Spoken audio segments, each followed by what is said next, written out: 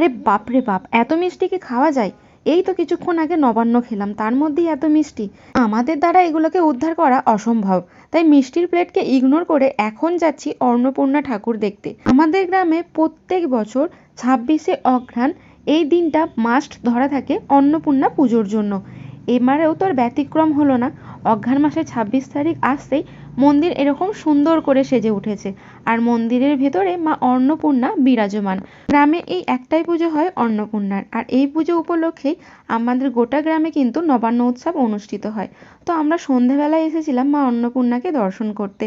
এলাম, নমস্কার করলাম, সঙ্গে এখানে অনুষ্ঠান হচ্ছিল, সেই অনুষ্ঠানটাকেও উপভোগ করলাম। এই তো কয়েক বছর আগে পর্যন্ত আমরা এই স্টেজে পারফরমেন্স করেছি, তখন অবশ্য নাচ শিখতাম, কিন্তু এখন সেসব কথা অতীত। তারপরে চলে এলাম নিজে খেলে তো হবে না, মাকে আসতে বললাম, মা তো এলো না, কিন্তু আমাকে হুকুম করলো আমার জন্য 12 ভাজার ঘুগনি নিয়ে আসিস, ওটাই নিয়ে বাড়ি